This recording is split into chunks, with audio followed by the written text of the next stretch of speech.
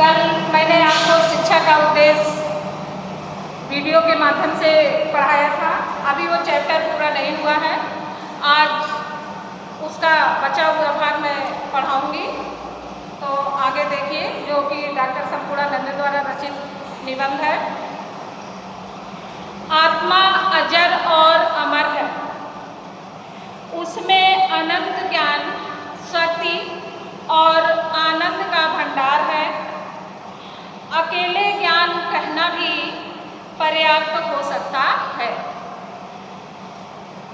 क्योंकि जहाँ ज्ञान होता है वहाँ शक्ति होती है, और जहाँ ज्ञान और शक्ति होते हैं वहाँ आनंद होता है। इस प्रकार लेखक कह रहा है, परंतु अविद्यावशत अर्थात अज्ञानवश वह अपने स्वरूप को भूला हुआ है। इसी से वह अपने को अल्पज्ञ पाता है। अल्पज्ञता, अल्पज्ञ माने थोड़ा ज्ञान, और अल्पज्ञता से के साथ साथ अल्प शक्तिमत्ता आती है, और इसका परिणाम दुख होता है। भीतर से ऐसा प्रतीत होता है, ऐसा दिखाई देता है जैसे कुछ खोया हुआ है, परंतु यह समझ में नहीं आता कि क्या खो गया है, और उस खोई हुई वस्तु की अपने स्वरूप की निरंतर खोज रहती है। बेटा, यह गद्यांश डॉक्टर संपूर्णानंद द्वारा लिखित है। तो इस गद्यांश के माध्यम से लेखक आपको क्या बताना चाहता है, उसे मैं आपको बता रही हूँ। प्रस्तुत गद्यांश में दार्शनिक दृष्टि से आत्मा की शक्ति और उसके स्वरूप का विवेचन किया गया है। लेखक का मानना है कि आत्म साक्षात्कार ही संपूर्ण आनंद की कुंजी है, और मनुष्य की जब तक आत्म साक्षात्कार माने अपने आप से प्रश्न करना और स्वतः ही उत्तर देना, वह हुआ आत्म साक्षात्कार। तो लेखक कह रहा है कि वह संपूर्ण आनंद की कुंजी है, अर्थात आत्म साक्षात्कार से ही हम सभी आनंद को प्राप्त कर सकते हैं। मनुष्य को जब तक अपनी आत्मा की शक्ति का ज्ञान नहीं होता, तब तक वह संसार में इधर उधर भटकता रहता है। इधर उधर वह अपने आनंद को प्राप्त करने की खोज करता रहता है, और उसे कहीं भी किसी भी क्षेत्र में आनंद की प्राप्ति नहीं होती। संसार की प्रत्येक वस्तु उसको नश्वर दिखाई देती है, फिर उसमें आनंद कहाँ? मात्र लेखक कह रहा कि मात्र आत्मा ही ऐसी चीज है, या एक ऐसी वस्तु है, या लेखक का कहने का तात्पर्य है कि आत्मा ही एक ऐसी वस्तु है जिसे वह ना तो वह कभी बूढ़ी होती है और ना ही कभी मरती है। बच्चों, आप भी जानते हैं कि आत्मा को अजर अमर कहा गया है। वह ना तो किसी के द्वारा मारा जा सकता है, और ना तो वह कोई उसको मार सकता है। और इसलिए लेखक कह रहा है कि आत्मा कभी बूढ़ी नहीं होती, वह ना तो कभी मरती है। इस प्रकार लेखक का कहने का मतलब है कि आनंद संपूर्ण ज्ञान से परिपूर्ण है।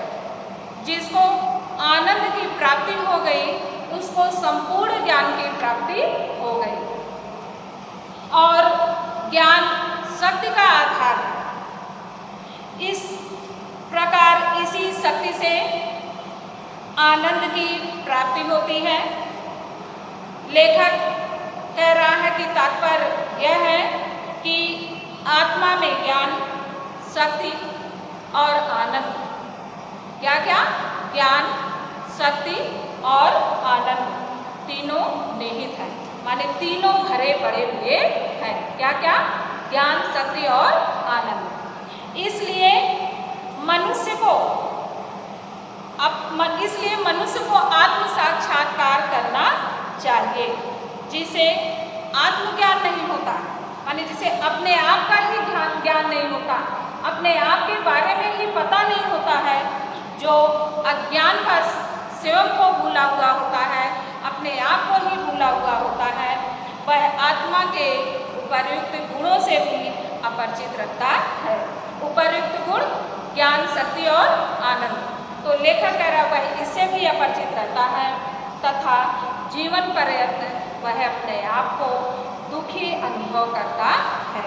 इस प्रकार लेखक इस गद्यांश के माध्यम से यह बताना चाह रहा है। इसी प्रकार लेखक ने और भी गद्यांश यहाँ पर लिखे हुए हैं।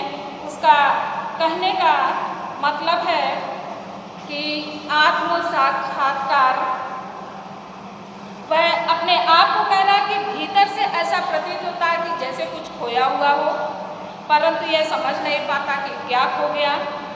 इस प्रकार इस खोज में सफलता, आनंद की प्राप्ति, अपने परम ज्ञानमय स्वरूप में स्थित यही मनुष्य का पुरुषार्थ, उसके जीवन का चरम लक्ष्य होता है, ऐसा लेखक का मानना है। तो आगे बच्चों देखिए, इन पंक्तियों के माध्यम से लेखक यह स्पष्ट करना चाहता है, यह बताना चाहता है कि अपनी आत्मा का साक्षात्कार करना ही मनुष्य का वास्तविक पुरस्कार है। अर्थात जो व्यक्ति अपने आप ही अपने आत्मा का साक्षात्कार कर ले, वही उसका वास्तविक पुरस्कार है। और यही शिक्षा का उद्देश्य भी है। जैसे हम अध्याय पढ़ रहे हैं, शिक्षा का उद्देश्य, तो हमारी शिक्षा का यही उद्देश्य है कि हम अपनी आत्मा का अपने आप ही साक्षात्कार करें। और मनुष्य में, लेखक कह रहा कि मनुष्य में अज्ञानता रहती है, उसे अपने भीतर कुछ खोया हुआ सा प्रतीत होता है, कुछ खोया हुआ सा दिखाई देता है, यद्यपि वह समझ नहीं पाता।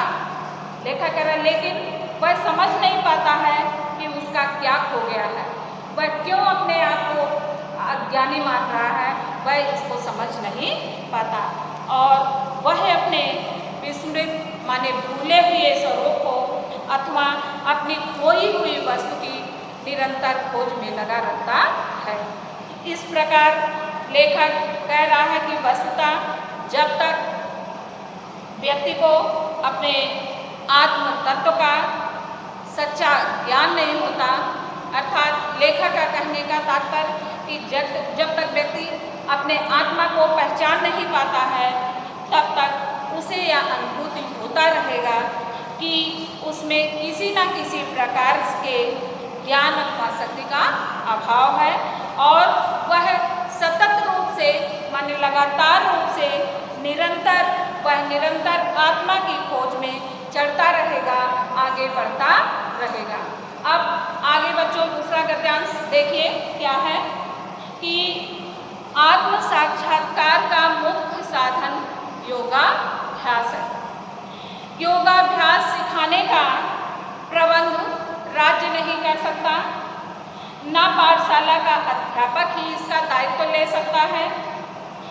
जो इस विद्या का खोजी होगा वह अपने लिए गुरु स्वयं ढूंढ लेगा, परंतु इतना किया जा सकता है और यही समाज और अध्यापक का कर्तव्य है कि व्यक्ति के अधिकारी बनने में सहायता दी जाए, उसके लिए अनुकूल वातावरण उत्पन्न किया जाए। आप देखिए बच्चों, इन पंक्तियों के माध्यम से लेखक के अनुसार व्यक्ति का प्रमुख पुरुषार्थ माने मैंने बताया था कि धर्म, अर्थ, काम, मोक्ष जो मनुष्य के जीवन का उद्देश्य है।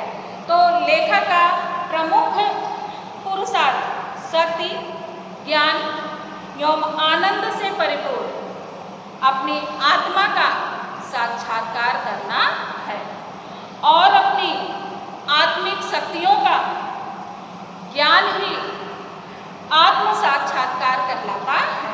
देखिए यहाँ लेखक ने बिल्कुल स्पष्ट कर दिया कि साक्षात्कार क्या कहलाता है। अपनी शक्तियों का ज्ञान ही आत्म साक्षात्कार कहलाता है और आत्म साक्षात्कार का प्रमुख साधन योगाभ्यास है। इस प्रकार लेखक कह रहा है कि योगाभ्यास सिखाने का प्रबंध ना तो कोई राज्य करता है, ना पाठशाला, और ना पाठशाला का अध्यापक ही इसका दायित्व ले सकता है। जो इस विद्या का खोजी होगा वह स्वयं अपने लिए गुरु ढूंढ लेगा। अर्थात योगाभ्यास को हमें अपने अंदर खुद ही लाना है, हमें अपने अंदर इसकी रुचि खुद ही उत्पन्न करनी है। इसके लिए हमारा कोई अलग से विद्यालय नहीं होगा, कोई अलग से गुरु नहीं होगा। और लेखक का कहने का तात्पर्य है कि यही समाज और अध्यापक का कर्तव्य है कि व्यक्ति के अधिकारी बनने में उसकी सहायता की जाए, उसके अनुकूल वातावरण उत्पन्न किया जाए। इस प्रकार से बच्चों इस चैप्टर में अभी और भी है जिसे मैं आपको अगले वीडियो में बताऊंगी। धन्यवाद।